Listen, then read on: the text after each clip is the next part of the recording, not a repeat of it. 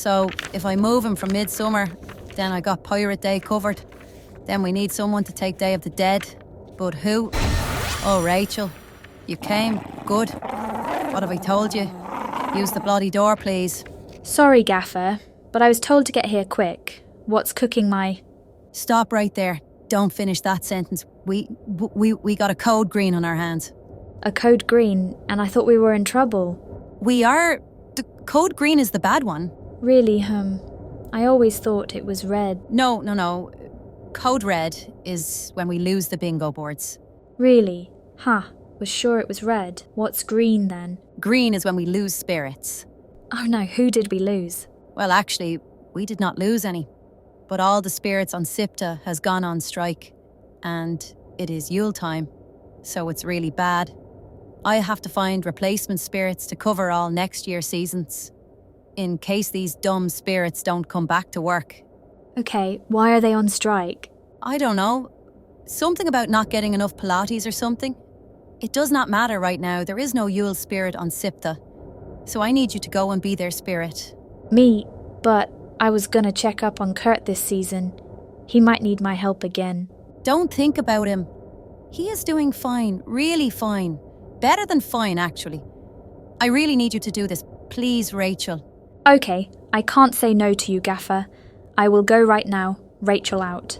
Door, use the door. No respect at all. Okay, Yule is covered. Wait a minute. She is on Sipta, so who is going to be Yule spirit here? Oh, son of a...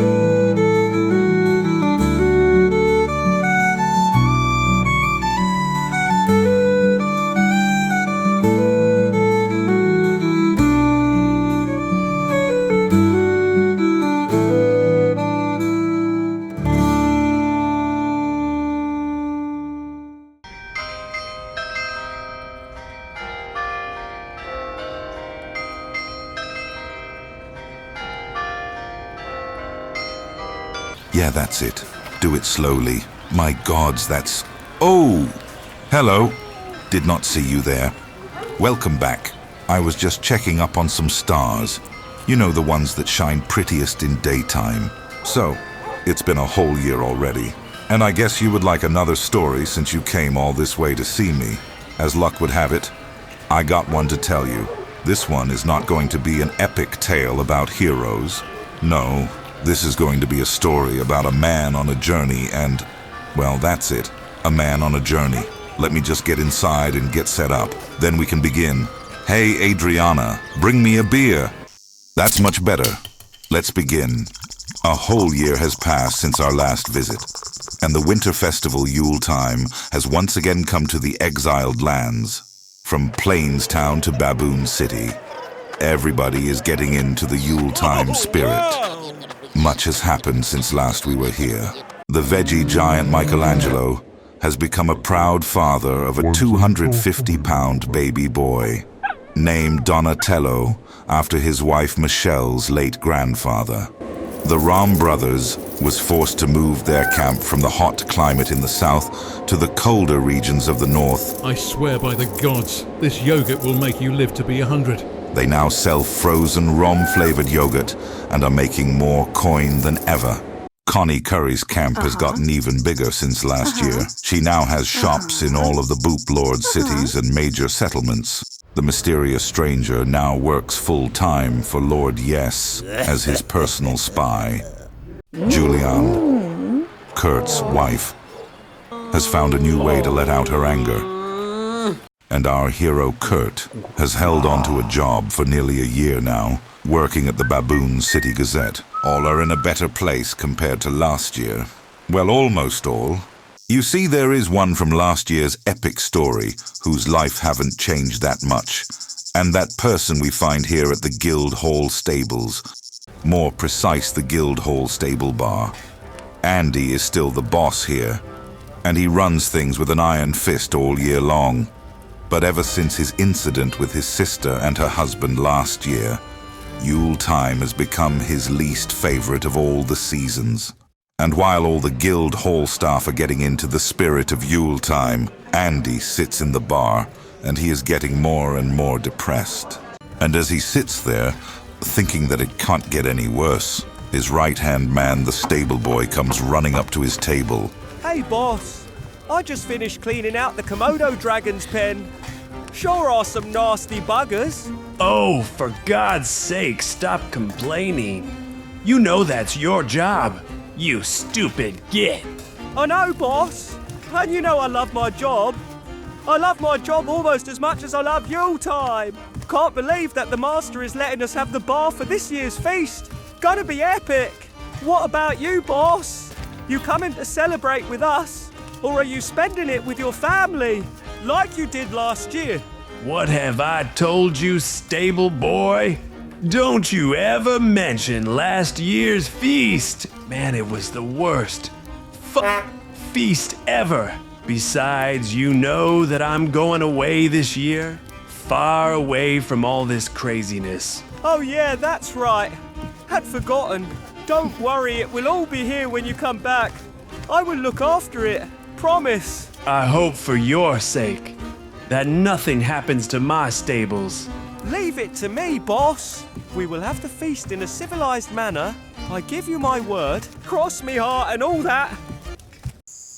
As the night came to the hall, Andy was in his bed thinking about how last year ended. Him in that bloody cage with that stupid iron dog. Some would argue that the only one to blame for this was himself. But in his twisted mind, he blamed Kurt, and only Kurt. Andy's big passion was coins, which he loved more than life and family. But this year, instead of saving, he was going to use some on himself for a change. And this was his present for himself this year. A cruise. A Christmas cruise on the good ship, the Yuletide Star. It was not cheap, but it promised to take him far away to a paradise with no Kurt. No family, just him. And with that image on his mind, he fell asleep. When the sun rose the next morning over the stables, Andy had already packed and was ready to get on his way. First, he had to go to the river Bedlands, board a ship headed for Baboon City, spend one night there, next day sail to Bounty Bay, and finally get on board the Yuletide Star and go to paradise. Should be an easy enough task for a man of his abilities. Right before he took off, he reminded the stable boy one more time that if anything would happen to the stables while he was gone, the gods could not save him from his wrath. And once again, the stable boy promised that all would be good when he came back. That's all Andy wanted to know. Deep down, he had a bad feeling, but he was running late. His transport was not the fastest in the lands, but it sure was one of the cheapest. Coin could buy. He needed to ride off now if he was ever going to make it. And so he did. Yeehaw! Time for a traveling montage. Start epic music. Oh, he's already there. Guess we can move on then. Okay. The night had slowly started when Andy reached the river Bedlands. He quickly needed to find a stable spot for his ride. The cheaper, the better, of course. And then he had to find the docks quick. Andy was not the only one who had decided to go away this year. Several people was also booked on the Yuletide Star, and their journey also started here. Gorgeous Greta had for years tried to get her husband Pretty Pete to go on this cruise, but he did not want to go. Until this year, where he finally agreed, on one condition. Little Jimmy, his pet rock-nose, had to come as well. Dr. Niels was going on the cruise, because this year had not been the best. There was enough of work up in Plainstown, but his wife, Ruth Galloway, had left him for a younger man. So he needed this cruise to get his mind of his ex-wife. Bon Jovi's ceramic store in Boulder City had been a huge success this year, much better than last year, where he was living on a prayer. And now that he was halfway there with his shop, he gave himself a ticket for this cruise for a job well done. Hans had a clear mission for the cruise, hook up with the ladies. But as he was looking over the guest manifest, which he'd gotten from his good friend, the captain of the ship, he realized that there was a big lack of ladies on this cruise. Right as Andy arrived at the docks, all the other guests were starting to go on board, and as his luck would have it, he ended last in the queue, which did not thrill him at all. For sake. But eventually he got on board and got into his cabin, and as he was getting ready to turn in for the night, his mind wandered, mostly about coins, but also if it was a good idea to leave the stable boy alone. No matter now, he thought, and jumped into the bed. It was a soft bed, not what he was used to, could not get the spot right. What if I turn a bit, he thought. Oh, mind your head, Andy. Well, that did the trick, sleeping like a baby. The ship was about to set sail when suddenly one last guest arrived. This was Priscilla Mahomes, a former guard employed by Lord Yes, taking her first vacation in years. By the gods, you are still here. Thought I never make it. All was on board and the ship slowly got on its way. And if one listened closely, you could hear a sound coming out of Hans's cabin. Guess he saw Priscilla getting on the ship.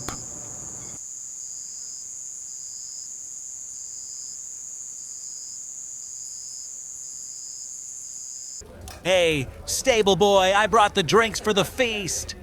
Hey, Bo Hogan. Cool, man. What kind of drink did you get?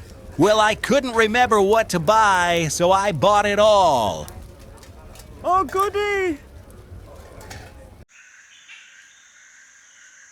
Andy's journey had reached its second day, and the ship he boarded in the river Bedlands had, as the sun slowly rose, gotten to the jungles of the Exiled Lands, and was almost at its first stop, Baboon City, where it was going to drop off some goods and resupply for the next part of the journey. Andy was well rested as he got out on the deck. The air here was much better than in the old smelly stables. He took a big inhale of it. Oh, gotta be careful down here.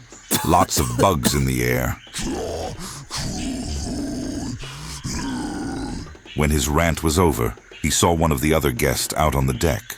A guest who was not in the line last night, and for some unexplained reason he approached her. And just as he was about to speak, she turned and spoke to him. Hey, look at this. Someone dropped a silver coin here. Oh, how I just love free money. Don't you? Oh, sorry. Where are my manners? Hi, I am Priscilla Mahomes. I just get all giddy when it comes to coins. Andy was stunned. What was this? Another with the same passion for coins as himself. What were the odds? What can I say? I found a few coins myself when I got on board, so I am all for free money. And so they started to talk. Andy learned that Priscilla was a former guard employed by Lord Yes, stationed up at his northern outpost. Actually, it was the same spot where Michelangelo had his shop. Last year, she had to sell her bow and some boots to some greased-haired fool who wanted to go hunting for the first time. Not only did her superior demand the coins for the sale, but they also wanted her to pay for a new bow, which in the end made her quit. And now she was her own master. They talked for so long that none of them realized that they had docked in Baboon City. Looks like we are in dock. Wow. Baboon City. Never been here before. Have you? Sadly, yes. I don't like this stinking city. Don't be such a sour grape. We have a whole day here. Got to make the best of it. See the sights and all that. Well, it was nice talking to you, Andy. Maybe when we are back on the ship, we can talk some more. Later, Gator. As Priscilla left the ship, Andy stood there for a while thinking. First he thought that Priscilla was a nice person, with a healthy hobby. Then he thought about what she just said about this greased-haired fool. It couldn't be Kurt, could it? He was up that way last year, after all. Well, no matter, she was right about seeing the sights of the city. He never done that. Maybe that could be a good way to make the time in this stinking city go faster. Come to think of it, he never had seen Lord Yes's stables either. With his mind made up to have some good time in the city, Andy got off the ship. He was reminded by the captain that they shipped out at sunrise the next day, so he had to be back on board before then, or else he would be left behind. Blah, blah, blah. He thought to himself and went on his merry way. As he approached the gate to the city, he just realized that there was a big chance that he could run into his sister, or even worse, her husband Kurt. Maybe he should just stay on the ship. No, he was going to check out the sights of the city. If he bumped into them, well, he would deal with that if he had to. As the gates opened, he walked into the marvel that was Baboon City. This might not be so bad, he thought to himself. Bear in mind that he had been here before several times for the winter feast with his sister's family, but never as a tourist. Some of the other guests was also stretching their legs. Pretty Pete was checking up on little Jimmy, while gorgeous Greta was getting charmed by the love sponge Hans. Andy did not stop to chat. He was on a one-man sightseeing adventure. Hey, let's get some sweet walking music. Off he went, no negative thoughts. He would for once let the city surprise him. It was a big place. So what would the odds be that he would run into his family? Slim to nothing. Slim to... Oh, Kurt. What are the odds of that happening? The two men's eyes met. First a surprised look on each face. Then when they realized what was going on, they had a small conversation. You f***ing bloody bastard bitch. You No, you. bloody F***ing bastard. bastard Bloody bitch. f***ing you. Bloody And after that, bloody- Andy went on his merry way again. Restart the music. First, he went to the Baboon City Market, where he bought some must-needed breakfast. Give me your cheapest grub. You got it!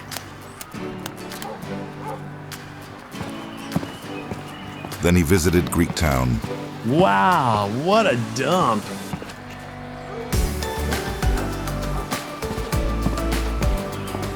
Went up a whole lot of stairs.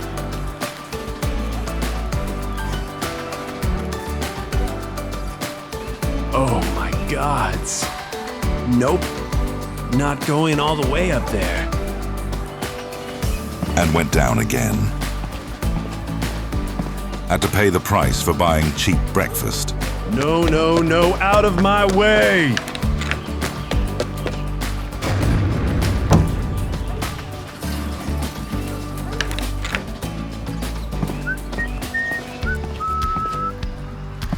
Finally, he went and saw the Baboon City Pyramid. Ha! Seen bigger! Now he had had enough of sightseeing. It was time to see the royal stables of Lord Yes, but he did not know where they were, so he had to ask for directions. So he found a house and knocked on the door. Wait a minute, someone is knocking on my door too. Weird. Take 5, everyone. I swear if it's them holy peephole again, I am gonna... What the... It's you. Yeah. Sorry, had no idea that this was your house, man. Where are the stables? Do you know? Yes, of course. Down the stairs and take a right. That will take you to Lord Yes's keep. Inside you will find the stables. Thanks, man. No problem. That was something. Back to our story. Right before he went to the keep, he took a moment to look out over the city. It was an amazing sight. What a dump. Guess your take on this city will never change. His time in the city had been mediocre at best until now, but seeing the stables would no doubt bring his mood up a whole lot. No way, gringo, no way.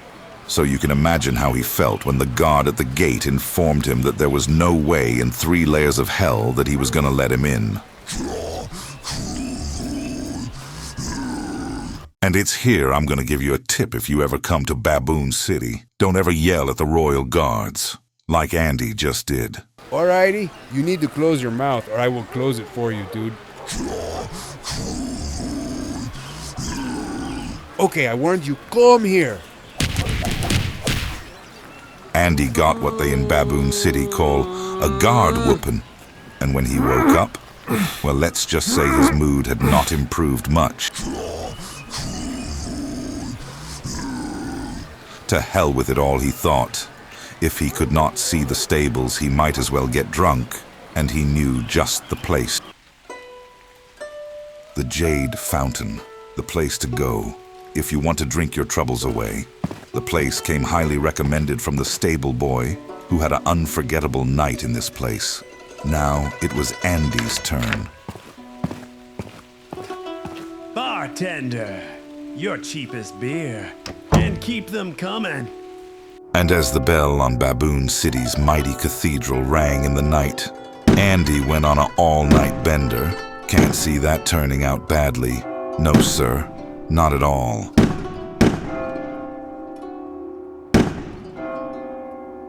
At the start of the next day, we find our jolly hero here, the city jail. You see, not only did he drink all his troubles away, he also drank away all manners of his personality and made a huge mess at the bar. And as he slowly comes back to life, all he can hear is the constable yelling at him. With a massive headache, he learns that the bar is not pressing charges. The beer he drank all night might have been slightly older than it was supposed to be, but the constable informs him that he is banned for life from the Jade Fountain. Then it hits him like a ton of bricks. For f***'s sake, what time is it? Well, sir, it be way past noon. Oh, f***ing bloody bastard, no! Time was not on Andy's side, so he started to run to the docks. The ship left at sunrise, but surely they would wait for him. But not even if he had been in admin mode would he have made it. The ship left at sunrise, and Andy was left behind.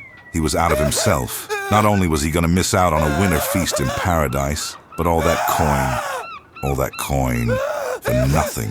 When he had finished up crying, the dock worker who had seen all of his grubbling had a message to him from a woman. She had told him that if a man fitting Andy's description would be coming running down to the docks, he was to tell him that the Yule-tide star was sailing out of Bounty Bay in 1 day's time. The message must have come from Priscilla, and of course, Bounty Bay. That was where his ship was going, where all the passengers would board the Yule-tide star and head for their final destination. All he had to do was to get there before the star left, and that was a day away. Now he was in a hurry. Go, Andy, go.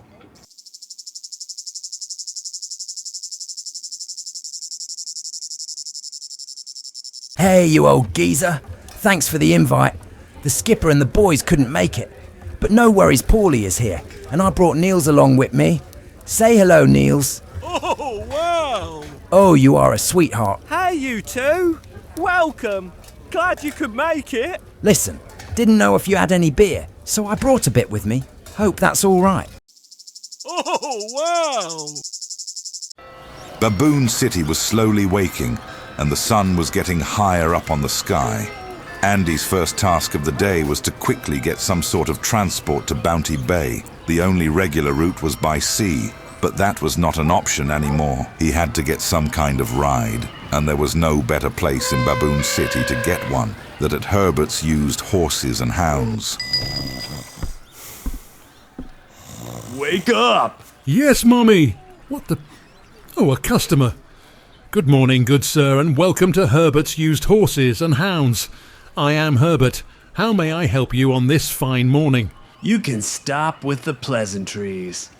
I don't have time to listen to such nonsense right now. I need a ride that can take me to Bounty Bay sooner rather than later. And be quick about it, man. Someone got out of the wrong side of the bed this morning. Well, I got several animals that can perform that task you asked for. Got them in several categories. First, we got the...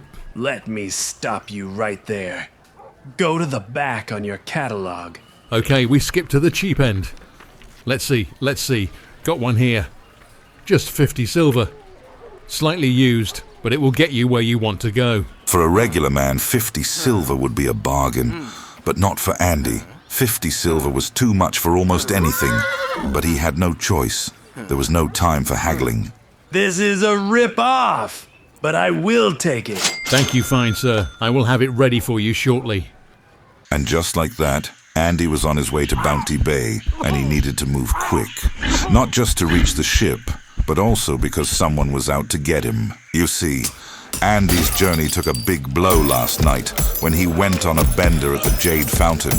Several furnitures was destroyed, and things happened that we can't say here. Even though the fountain did not take any legal matters against Andy, they still wanted some kind of payback. Tommy Tokyo, who was the manager at the fountain, was put in charge of this payback operation. He then leased it out to his cousin Shogun, who by the family was considered an expert tracker and fighter.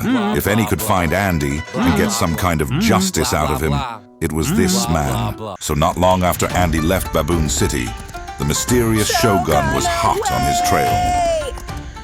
Andy had no idea of the terror that was chasing him. He had only one thing on his mind. Bounty Bay, an outpost at the edge of the jungle, under the protection of Lord Galen. It was first established as a Hey Henning, sorry to stop you. Great job so far. Listen, you can't use the S word. Okay, and why not? Well, got one of the producers here, he can tell you. Oi Henning, this is Jim Dango, can you hear me? Yes, Jim Dango, I can hear you. As long as you push the button. Alright, cool. Listen, you can't say slut. Oh my gods, he let go of the damn button. Hey, I can't hear you push the button. No, I can't hear a thing! Push the button! Oi Henning, this is Jim Dango. Can you hear me? Yes, now I can hear you.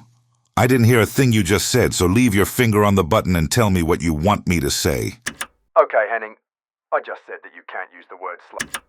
Son of a he let go again. I can't hear you, fool. Push the button. No, the button. Push the button. Oi Henning, this is Jim Dango. Can you hear me? Thank you. I swear if you move your finger.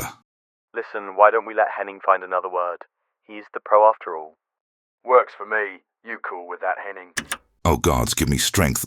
Yes, let me see. Okay, got something. Let's start again. Right. It was first established as a happy worker import outpost, but over time that slowly faded away. The cost to keep this operation going was simply too much. The outpost had a second coming when Alfred Madson's Oriental Trading Company moved in. Together with the cruise business, Bounty Bay was a thriving outpost. Inside we find this lovely lady by the name of Brunhilde, once a grand champion in Lord Galen's army, now the warden of Bounty Bay. And early this morning she had her hands full with yet another batch of travelers headed out on the Yuletide Star. She was looking forward to when the outpost could turn back to normal. This, she often told the captain of the Star, Thomas Bartholomew Red, a man who had sailed every corner of the known seas, once a feared privateer, but after an incident with a golden throne, he settled down as a cruise captain. Me savings, me throne. The travelers in question was the party from Baboon City. Dr. Niels was getting to know some of the other travelers. He learned that Bon Jovi used to work on the docks, but a big union strike ended that adventure. Back then he was down on his luck. It was tough. So tough. Gorgeous Greta was filled up with Pretty Pete's obsession of little Jimmy's well-being. That stupid rock nose was not the only one who was having a hard time with heat in this damn jungle. The local small house, Casanova Hans, was doing his absolute best to impress the warden of Bounty Bay. 100. Priscilla, on the other hand, was starting to get worried. Where was Andy? She could tell from their conversation yesterday that he would not miss this. Not now, when it was paid for by his own coins. If it had been a gift, then she would not have been so worried. She had to talk to the captain. Hi there, Captain. Can I ask you something? Ahoy! Of course, Frog. What's on your mind? One of the guests are missing. He missed the ship when we left Baboon City. Ahoy! Say no more. Say no more. Is he a special friend there, Frog? No, actually just met him yesterday, but I know that he is on his way here now. Is there any way that you can buy him some more time? Ahoy! Well, there is not much I can do, Frog. Hey, what's that? Me savings, me throne. What savings? What throne? Ahoy! Nothing, Frog. Tell you what, I can delay me savings. Hey, I mean our departure bit. Not much, but a bit. Okay, I guess everything helps. Later, Gator. Now she had done all she could. The ship was delayed a bit. The rest was up to Andy, and he was on his way, plowing through the jungle on his mighty ride. Hey, what's that? This ain't good. Faster! Go, mule, go! Break, mule, break! By the gods, not this again. Well, better keep a commercial ready just in case he needs to recover. Wow, he didn't crash. Good for him. Better get a move on Andy. Shogun is hot on your trail. Stop, whores! Stop! Let Shogun see. Yes, Trax. Yes, good. He not be far ahead. Right, horse, ride! But this Andy did not know.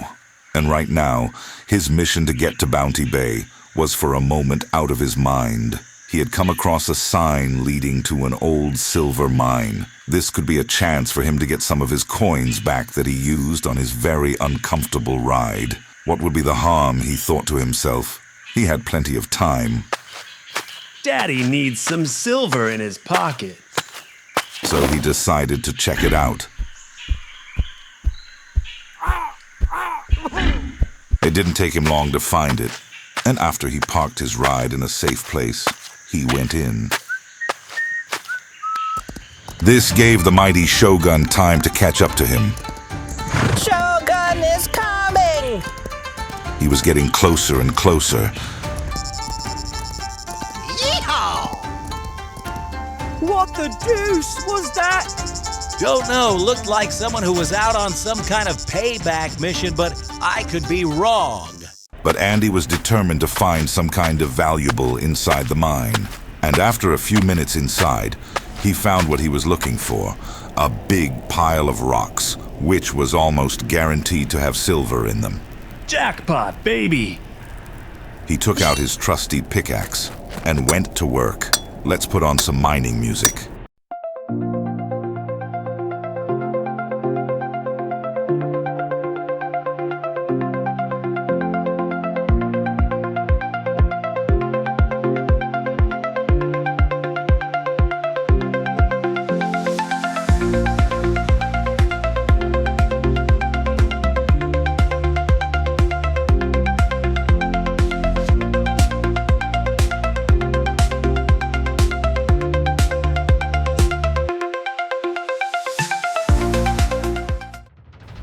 What's that you say, horse?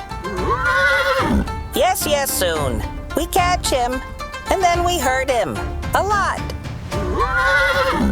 Andy was pleased with himself. 2 big bags of silver for hardly any work. Yeah, man. And it didn't even take that long. Better get a move on. Next stop, Bounty Bay. But disaster hit him once again. He had spent way too much time in the mine and it had become nighttime. Oh, fuck! Now he was in a hurry. He pushed his ride to the maximum, and if the gods was in his favor, the ship had not left yet. In what he felt was a record time, he reached Bounty Bay. Open the now, to get to the gate. docks quickly, fast as a saber-tooth, he left his ride and ran like the world was about to end, and reached the dock, where there was no ship. It was all over. There was no way to catch it now, and there was not going to be a Christmas cruise for Andy.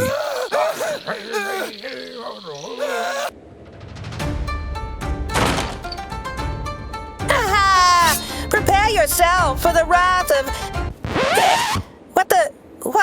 Where am I? Stupid. Should not have turned left at Dust Bowl. Stupid Shogun.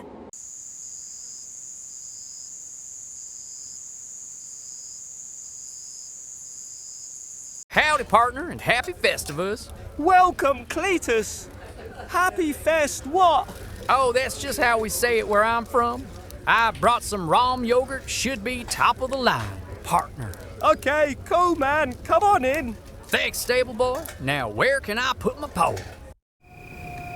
Bounty Bay had slowly entered the silent night of the Exiled Lands. The Yule Tide Star had left port, and a calm had come over the outpost. Its staff was gathered in the main hall, ready for a big and well-deserved winter feast, and a small holiday before the tourists came back, and it all started again. One who was not getting ready for a feast was Andy. He was lying here and sobbing like a baby, feeling very sorry for himself. The hay reminded him of home, the Guild Hall stables, where everybody probably was having the time of their life right now. Shake it, Hogan, yeehaw! The whole room is spinning. Oh, man. Oh, wow. But he could not lay here forever. He had to get up and start his journey back to the Guild Hall. He was mad, more mad than usually. Mad on Kurt, just for being Kurt. Mad on Herbert for selling him such a slow ride, but mostly mad on himself. Why did he have to go in that mine? Why did he let his greed get the better of him? Why this and why that? And then suddenly a calm came to him. And then he saw someone, or rather, something looking at him. It looked like a boar, just much bigger. He had never seen one at that size before. And with glowing eyes. He might be going crazy, he thought to himself. But then, the boar spoke to him. Top of the evening to you, laddie. And happy Yule time. Who in the name of all the hells are you? Me, well, me name is Bob Boar. But me friends call me, Bob. Okay, Bob. But what are you? Because you are not an ordinary boar, that much I can see. I be a spirit, laddie. A lesser one of that, but a spirit nonetheless. Officially, I be the spirit for snooker, curling and women's volleyball. But this season, I've been promoted to Yule Time Spirit, which me mommy won't believe when I tell her, laddie. Spirit, right. I will play along. Tell me, Bob, why are you here? I did not summon you. Well, you see, laddie, I been watching you for a while, and even though you got a mean way about you, Bob here thinks there be a little good there inside. And you need something to go good for you for a change. What are you saying? You can help me. Aye, laddie, Bob can help you. But before that, you got to help Bob. Help you with what? Well, laddie, this Yuletime Spirit gig came out of nowhere, so old Bob had no time to pack for this gig, and wouldn't you believe it? I forgot me wallet in my other pants. You want me to get you some new pants? Is that it? Well, laddie, I was going to get one of me tusks fixed. Been bothering me for a while now. So if you pay for that, Bob will help you. What do you say? Do we have a deal? Okay. That's a whole different ball game. You know something, Bob. You got yourself a deal. I might as well see where this is going. And seriously, how much can one tusk cost? I'm in. Oh, that made Bob very happy. Now we need to get to me dentist. He's long from here, but I know how we can get there quick. Come. Put your hand on me back. So with no hesitation, Andy approached the big boar, and just as his hand touched the spirit's back, they were gone.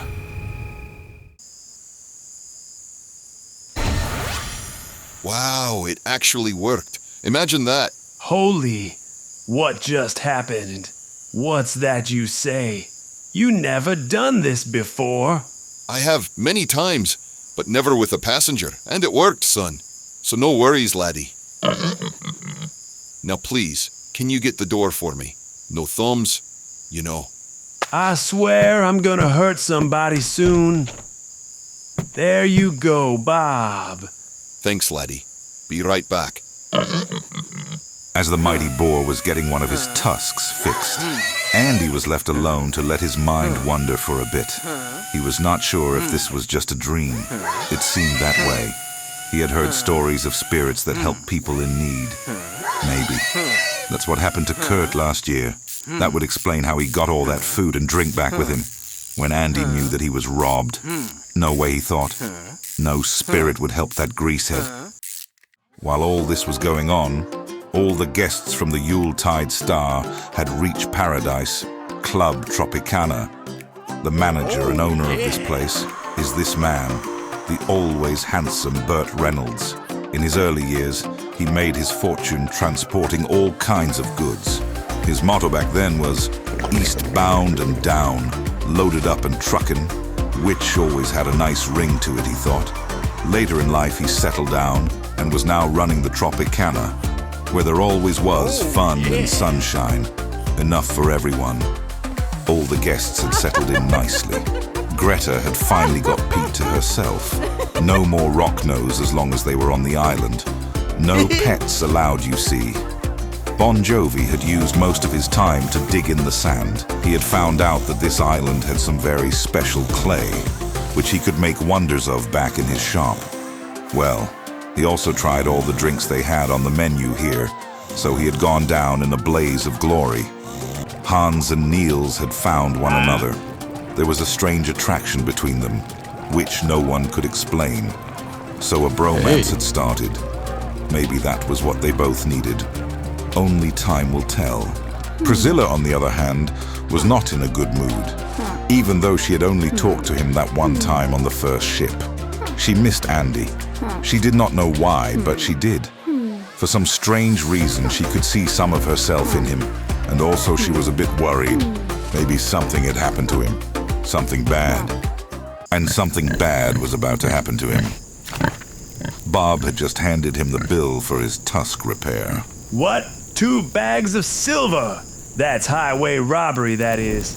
How in the name of all the known hells can that be so expensive? Well, laddie, I picked silver for me filling, and it is quite expensive. I'm sure you did. Because a nice copper one would not do, would it? No, laddie. Copper and Bob don't go well together. Now we had a deal right. Fine here. Take the silver. Now, can you help me? All I want to do is to get home and forget this journey ever happened. If that's what you really want, laddie. It is Bob. It is. Okay. Put your hand on me back and let's go. Man can't wait to get back home.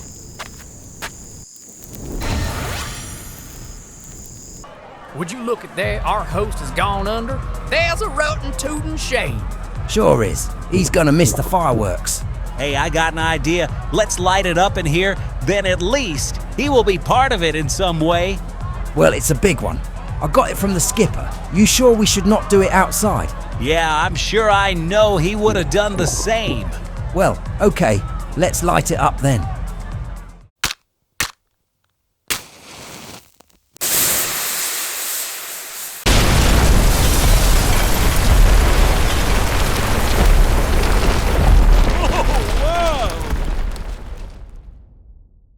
At Club Tropicana, it was time for the winter feast.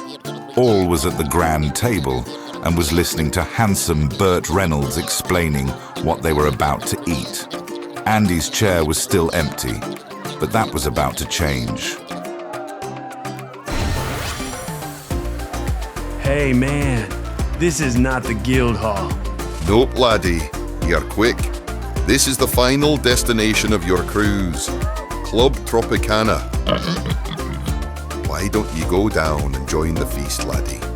I can see that, but I can't go down there. Look, they all getting ready to eat. Better if you take me home, Bob. If that's what you really want, I can do that. But I think you're going to regret it if you don't go down there. What do you mean? You're thick in the skull, aren't you, laddie? There might be someone down there that really wants to meet you. A certain lady, maybe. You really think so? Only one way to find out, laddie. You are right.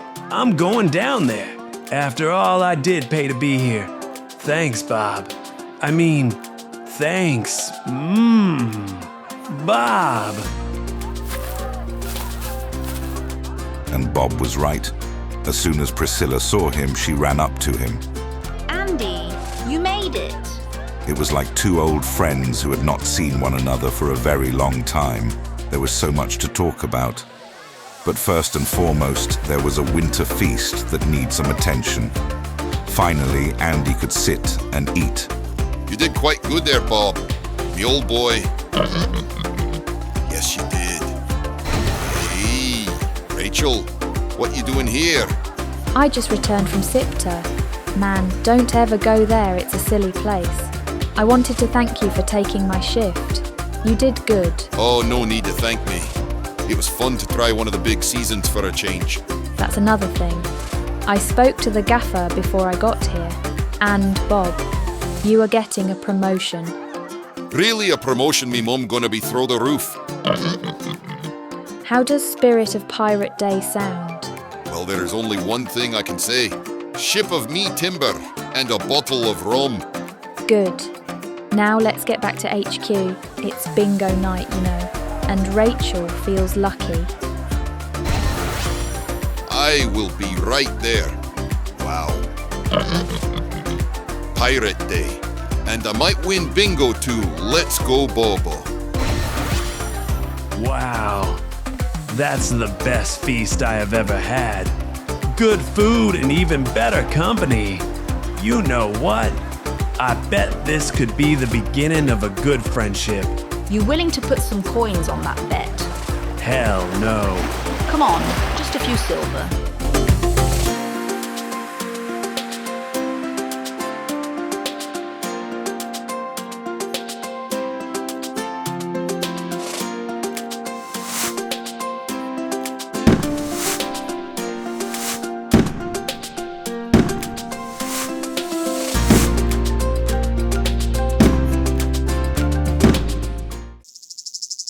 A few days later, Andy returned home to his beloved guild hall and its stables. It had been a journey to remember, and the best winter feast he ever had. Not only that, but he also made a friend, and friends was something Andy didn't have many of before he went through the gates. He decided that whatever the stable boy had done, he would not be mad. Andy was a changed man. A change that lasted only a few seconds because of the sight he saw when he entered the hall. The stables was gone. Only a pile of smoking rubble was left, and in the middle of it all, the stable boy, sleeping like a baby. Wake up, you no good son of a rock nose! Oh, me head! Oh, hi, boss. Welcome back. What in the name of 10 layers of smoking hells happened here? I don't know, man. I fell asleep. But it is a bit windy, if you ask me. Oh, you better start running, stable boy. And fast. Right you are. You numbskull. I'm gonna skin you alive. He went the other way, Andy. Oh, thanks, Henning. Hey, you! Get back here!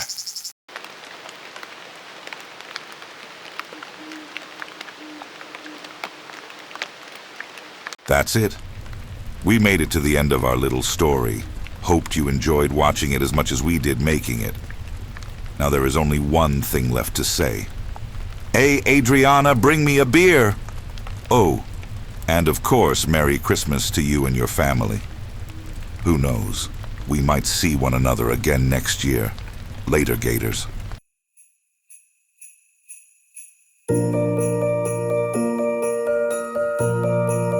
All aboard the Yuletide Star. Envy packed his dreams and visions, boarded on that Christmas ship. Decked with lights and grand provisions, spirits high for every trip. Snowflakes fell around the port side, carols rose against the sky. And he waved, his heart was joyous, watching Holly waves roll by. Oh, and on the Christmas cruise, sailing on the frosted seas. Oh, Andy, don't you ever lose hope glows with the winter breeze. But the winds began to hurry and the ship sailed out too fast. Left behind in snowy flurry, Andy was alone at last. Shivering in a silent harbor, footprints in the chilly glow. Dreams of toast and cocoa farther, watching lights from docks below. He recalls the festive laughter echoing across the tide. Now he's here, his heart beats after, wishing he could turn back time. Oh, Andy on the Christmas cruise, sailing on the frosted seas. Oh, Andy, don't you ever lose hope glows with the winter breeze. Though the cruise has moved and vanished, you'll find where your spirit leads. Merry hearts are never banished, love remains in Christmas dreams. From the stars that light the night sky, to the hearts that hold you dear,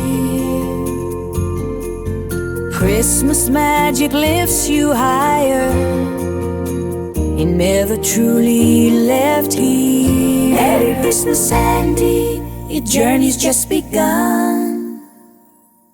He was too good for me, Tommy. He is a master of stealth. He left no tracks for Shogun to find. I don't think we ever gonna find him. Hey! Anybody seen a stable boy in here?